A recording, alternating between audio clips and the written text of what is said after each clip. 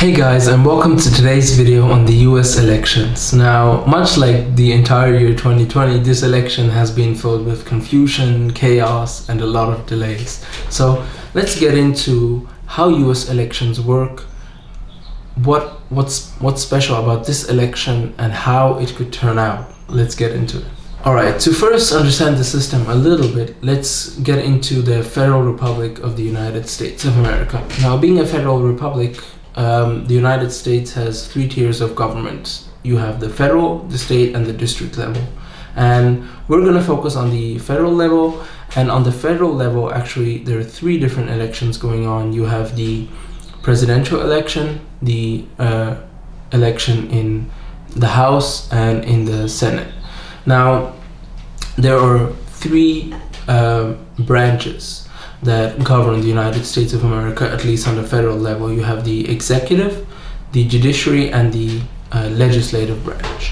Now, the legislative branch is the one that passes laws, and the way this is done is there are two different bodies within the legislative. There are the House of Representatives as well as the Senate.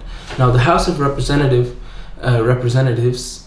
contains 435 representatives from different states, and these are the representatives that each state gets are based on the state's population from the US Census. So a state like California will get many more representatives than smaller states like North or South Dakota or Hawaii. Then you have the Senate, in which you have two senators from each state.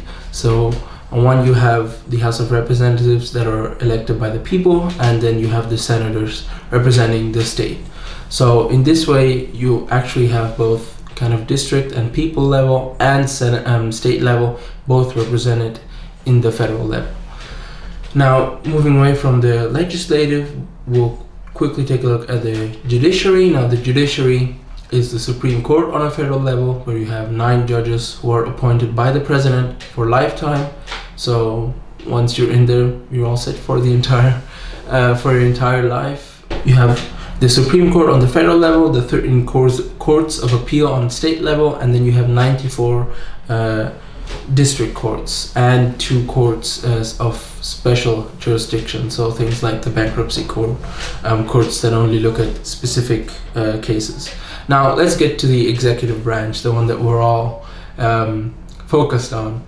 So the executive branch has, as we all know, the president and the vice president. The president is both head of state and government, as well as commander-in-chief and chief diplomat. And the vice president has many important roles, one of them, or the most important, being the president of the Senate. So if there have to be any tie-breaking votes that need to be cast in the Senate, the vice president will take care of that. And the vice president also convenes the Electoral College in December to count the electoral votes for the next president. But more on that later. So let's get right into the US elections. How do they work? What's the Electoral College? Let's get right into it. So the way the US elections work is each state gets to put up a list or a slate of electors, and these electors are the ones who will be casting the vote for the president. But how many electors are there, and how do they vote? Well, the number of electors per state is defined by their seats in Congress. Congress being both Senate and House of Representatives. So each state gets the number of representatives that they have plus 2. So that's the total number of electors that they get to put up and put forth and allow them to choose. So for instance, in the state of California, we have 55 electors, meaning that there are 53 representatives plus 2 senators. And if you add up these, you have the 435 electors from the House of Representatives. They're not the same people, but just to correspond the numbers, you have 435 plus 100, you have 535 plus 3 votes for the District of Columbia, making the total number of electors in the Electoral College 538. To get a majority in these 538 votes, you need at least 270. hence the number Road to 270 and whatnot that you've seen in the news. Now, the way that this works is in each state, the popular votes are sent in, be it through in person or this year through mails, with the mail-in ballots, and these votes are counted up. And at the end, the candidate that gets the most votes gets to have all the electoral votes. This system is known as the winner takes it all, because the winner takes it all. So for instance, the state of California, if you're leading by, say, 0.5% or 10% or 1%, doesn't matter. As long as you have the most votes, you get to keep all 55 electoral college votes. Now, some states like California, Texas, New York have been kind of safe states where you know that they're not gonna change their party allegiance. So California and New York almost always vote for the Democrats, whereas states like Texas always vote for Republicans. But there are some states that tend to kind of swing from election to election, and hence they're known as swing states. So states like Florida, Georgia, I believe, are known to be swing states, meaning that the parties tend to focus their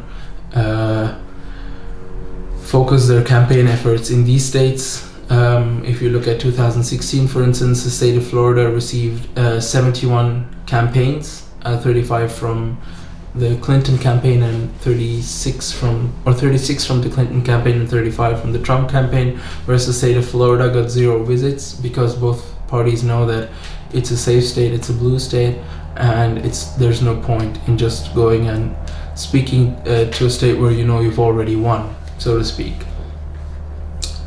So once all of these votes come in and all of them get tallied up, you can then award the electoral votes to the candidate, and thus you define who's going to be the next president. But there's a little point here.